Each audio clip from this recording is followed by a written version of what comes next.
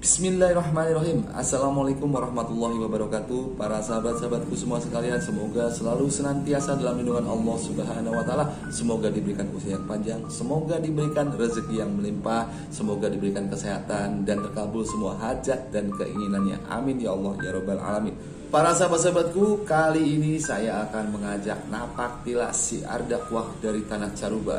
Ada makam wali Allah yang merupakan maha guru dari Pangeran Walangsungsa atau Mbah Kuwu Cirebon, guru dari Rara Santang atau Syarifah Mudaim, guru dari Syekh Bentong, dan juga guru dari Kanjeng Sunan Gunung Jati, serta guru dari para waliullah yang tersohor lainnya. Beliau adalah Syekh Bayanillah. Makbaroh Syekh Bayanillah terletak di dekat Masjid Syekh Bayanillah yang berlokasi di Blok Penderesan Desa Kalisapu, Kecamatan Gunung Jati, Kabupaten Cirebon. Siapakah sebenarnya Syekh Bayanillah ini? Banyak versi kearifan budaya lokal yang mengisahkan tentang sejarah Syekh Bayanillah. Seperti dalam naskah Pangeran Wangsakerta menyebutkan bahwa sewaktu kecil Syekh Maulana Akbar bernama Datuk Bayan, salah satu putra dari seorang ulama yang bernama Syekh Datuk Ahmad yang bermukim di Malaka. Syekh Datuk Ahmad memiliki 3 orang anak. Yang pertama laki-laki bernama Syekh Datuk Kafi, yang kemudian mendirikan pesantren di Giri Amparan Jati atau Gunung Jati. Yang kedua juga laki-laki bernama Syekh Bayanullah atau Syekh Bayanillah atau Syekh Maulana Akbar yang mempunyai pondok di Mekah, yang kemudian mengikuti jejak kakaknya hijrah berdakwah di wilayah Cirebon dan sekitarnya, yang kemudian mendirikan pondok pesantren di daerah Kuningan. Serta yang ketiga seorang wanita yang nantinya akan menikah dengan Raja Upih Malaka. Buah dari pernikahan tersebut lahirlah seorang putri yang kelak menikah dengan Dipati Unus dari Demak. Jadi Syekh Bayanillah adalah adik dari ulama besar Syekh Datuk Kafi. Kakek Syekh Bayanillah dan Syekh Datuk Kafi adalah Syekh Datuk Isa yang memiliki 2 orang putra, yakni Syekh Datuk Ahmad atau ayah Syekh Bayanillah dan Syekh Datuk Kafi, dan satu lagi adalah Syekh Datuk Soleh, ayah dari Syekh Siti Jenar atau Syekh Lemah Abang. Maka Syekh Bayanillah dan Syekh Datuk Kafi adalah sepupu dari Syekh Siti Jenar yang bernasab keturunan ke-23 dari Nabi Muhammad SAW dari jalur Ali Zainal Abidin bin Husain. Versi yang lain, menurut pitutur warga setempat secara turun-temurun, menurut kisah Mamoher bahwa dikisahkan banyak wali seperti Syekh Datuk Kafi dan Syekh Bayanillah yang telah mempersiapkan kedatangan wali besar, yakni Kanjeng Sunan Gunung Jati. Maka mereka kemudian mempersiapkan segala sesuatunya, seperti Syekh Puro Karawang membangun sebuah masjid dan dikirim terbang dalam semalam dan dititipkan kepada Syekh Datuk Kafi dan berpesan agar jika wali besar itu datang ke tanah Caruban, maka untuk membantu syiar dakwahnya berikanlah masjid ini dan namakanlah dengan nama wali besar tersebut. Akhirnya Masjid Dok Jumeneng Sangkakara itu terbang dari Karawang menuju ke Cirebon. Dan setelah datangnya Syekh Syarif Hidayatullah, maka masjid tersebut diubah namanya menjadi Masjid Syekh Syarif Hidayatullah. Syekh Bayanillah juga sudah mempersiapkan kedatangan wali besar itu dengan hijrah dari Mekah ke tanah Jawa guna membantu syiar dakwah di tanah Caruban. Akhirnya saat Sunan Gunung Jati datang ke Cirebon dan menjadi sultan di kerajaan Pakungwati Cirebon, syiar dakwah beliau kemudian dibantu oleh banyak wali-wali besar yang lainnya seperti Syekh Datuk Kafi, Syekh Bayanillah, Mbah Kuwu Cirebon, Kanjeng Sunan Kalijaga, dan juga wali-wali yang lainnya. Dikisahkan pada suatu hari sang sultan, yaitu Kanjeng Sunan Gunung Jati, sedang sakit cukup parah. Maka berkumpullah para wali-wali yang lainnya untuk bermusyawarah. Syekh Bayanillah yang merupakan guru Sunan Gunung Jati ini berpikir jikalau Sunan Gunung Jati yang sedang sakit tersebut itu tidak panjang usianya dan wafat, maka harus dipersiapkan segala sesuatunya. Maka beliau berinisiatif untuk membuat pusara atau makbaroh yang indah layaknya pusara seorang raja besar. Maka Syekh Bayanillah kemudian meminta seseorang yang memiliki jiwa seni yang sangat tinggi untuk membuatnya, yaitu meminta Raden Sahid atau Kanjeng Sunan Kalijaga untuk membuatkan sebuah pusara makam yang terbuat dari ukiran batu yang sangat indah. Sunan Kalijaga juga setuju untuk mempersiapkan jika mangkatnya atau wafatnya Raja Besar Tanah Caruban, maka sudah selayaknya sebagai bentuk cinta dan kasih sayang serta penghormatan kepada Kanjeng Sunan Gunung Jati, maka dibuatkanlah pusara dari batu yang diukir sendiri oleh tangan Kanjeng Sunan Kalijaga. Setelah pusara itu jadi, ternyata takdir berkata lain. Kanjeng Sunan Gunung Jati ternyata sembuh dari sakitnya dan tidak jadi wafat.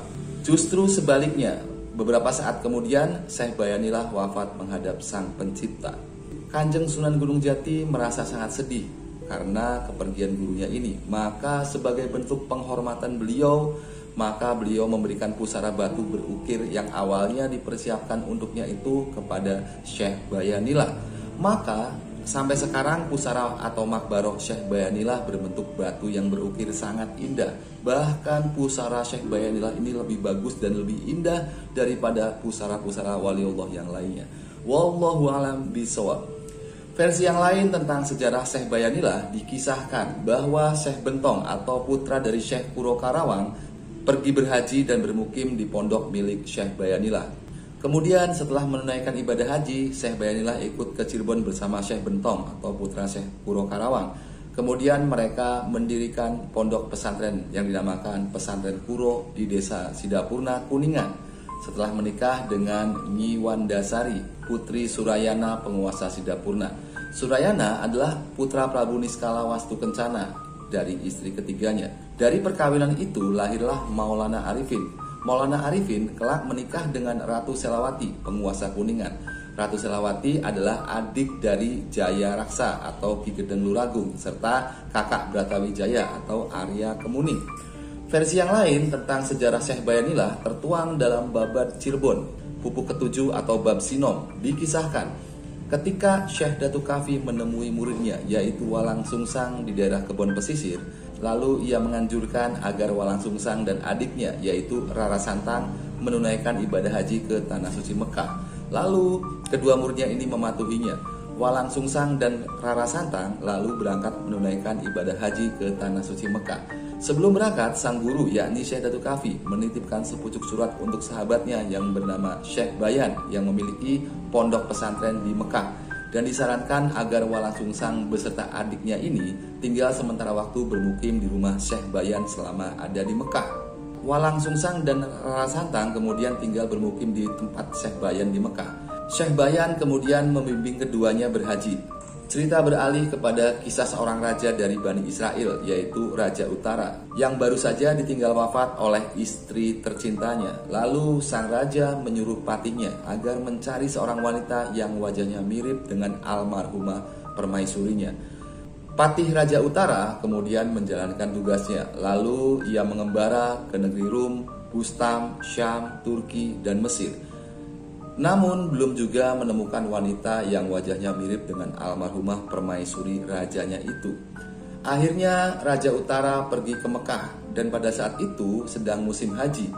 Pandangan patih Raja Utara kemudian tertuju pada 3 orang yang sedang berjalan beriring-iringan. Mereka adalah Syekh Bayan, Walang Sungsang, dan sang patih kemudian mengikuti mereka sampai ke rumahnya. Ternyata wajah Rara Santang mirip sekali dengan almarhumah Ratu Mesir yang dimaksud. Maka patih Raja Utara kemudian menyampaikan maksudnya, yaitu meminta Rara Santang untuk menjadi istri Raja Utara di Bani Israel. Kemudian Rara Santang bersedia menjadi istri Raja Utara dengan mas kawin sebuah sorban peninggalan Nabi Allah Muhammad SAW. Dari hasil pernikahan ini akan lahir bayi kembar laki-laki. Anak yang pertama diberi nama Syarif Hidayat atau Sunan Gunung Jati, sedangkan anak kedua diberi nama Syarif Arifin. Sementara itu di Mekah, Walang Sungsang berbincang-bincang dengan Syekh Bayan tentang rencananya ingin kembali ke tanah Jawa untuk berdakwah. Rupanya Syekh Bayan tertarik ingin ikut berdakwah di tanah Jawa. Kemudian menyampaikan niatnya berkeinginan untuk ikut bersama Walang Sungsang ke Pulau Jawa. Walang Sungsang yang setelah berhaji itu telah berganti nama menjadi Abdul Iman. Kemudian meminta agar Syekh Bayan bersabar terlebih dahulu, karena ia ingin berpetualang berkelana dulu mengelilingi daerah Mekah hingga ke desa-desa sekitarnya. Tetapi ternyata keajaiban pun terjadi. Pengembaraan Walang Sungsang atau Abdul Iman ini tiba-tiba telah sampai ke daerah Aceh yang pada saat itu sedang terserang bala atau wabah penyakit. Sang permaisuri Aceh wafat karena terjangkit wabah penyakit ini. Sang permaisuri meninggalkan seorang anak perempuan yang belum diberi nama. Demikian pula dengan Sultan Aceh yang bernama Sultan Kut. Pada saat itu juga sedang sakit parah. Walang Sungsang atau Syekh Abdul Iman datang ke tempat tersebut dan menawarkan diri untuk menghilangkan balai atau wabah di daerah itu. Dan berkat kesaktian sang pangeran Pajajaran ini dan atau karomah yang Allah Subhanahu wa taala berikan kepada Pangeran Walang Sungsang, akhirnya berhasil menyembuhkan Sultan Aceh dan putrinya.